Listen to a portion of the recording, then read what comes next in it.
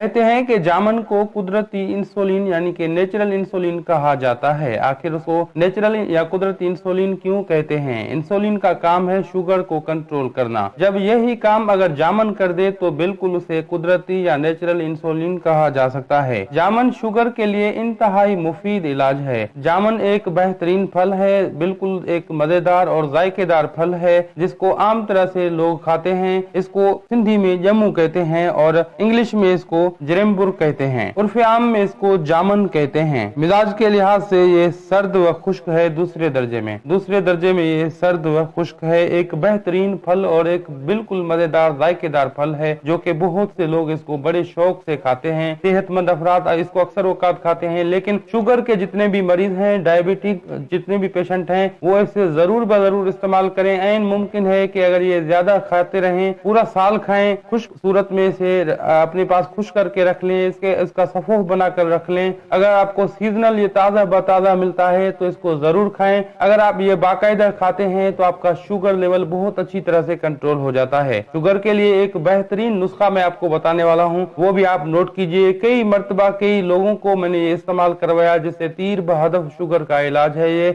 बहुत अच्छी तरह से शुगर कंट्रोल हो जाता है। 3 इसमें चीजें हैं। सबसे पहले गुटली जामन लें आप 50 ग्राम, उसके बाद आप अदरक लें 50 ग्राम खुश्क अदरक, उसके बाद आप लें गुड़ मार बूटी 50 ग्राम। अब आप इसको अच्छी तरह से सफूफ बनाएं। आधा चम्मच या ज्यादा अगर आपका शुगर लेवल बढ़ा हुआ है तो 1 चम्मच आप सुबह और 1 चम्मच छोटी, याद रखें छोटी चाय वाली चम्मच हो, और सुबह और शाम ये आप खाते रहें। ऐसी जबरदस्त चीज है, आप जिस वक्त ये दवा नोश फरमाएंगे खाएंगे उसके बाद आप गुड़ खा लें, आप चीनी खाएं, कोई भी मीठी चीज खाएं, आपको बिल्कुल फीकी लगेगी, बशर्ते ये कि आप थोड़ा सा उसे अगर चबा लेते हैं। तजर्बे की खातिर करके देखें, क्योंकि इसमें गुड़ मार बूटी का इस्तेमाल हुआ है जो कि गुड़ को खत्म कर देती है, मार देती है, मिठास को खत्म कर देती है। इस वजह से इस बूटी का नाम गुड़ मार बूटी रखा गया है। तो ये एक बेहतरीन नुस्खा है, शुगर को बहुत अच्छी तरह से कंट्रोल कर लेता है। शुगर की जो बुरी अलामतें हैं, मसलन ज्यादा पेशाब आना और ज्यादा प्यास लगना और जिस्म में थकान,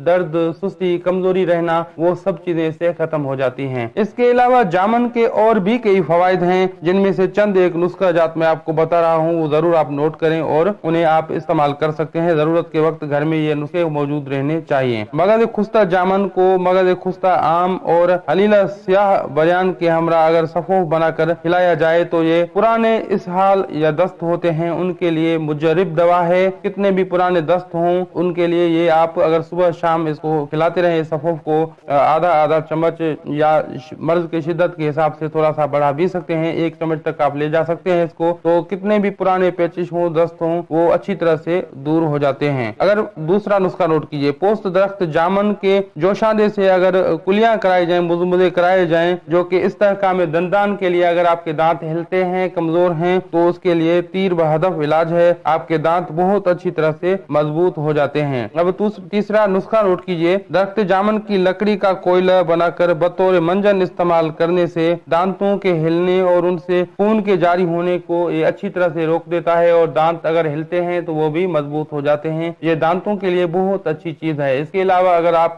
इससे मुज़े कराते हैं, कुलियां कराते हैं, आपके दांतों से, महारों से या मुंह से कहीं से खून आता है तो वो भी बहुत अच्छी तरह से रुक जाता है। मेरे अजीज साथियों, जामन के वैसे तो बहुत ज्यादा फवायद हैं, लेकिन ये वीडियो लंबी हो जाएगी, तो आज के लिए इतना ही। अब हकीम हाजिक को दुआओं के साथ दीजिए इजाजत। अल्लाह हाफिज।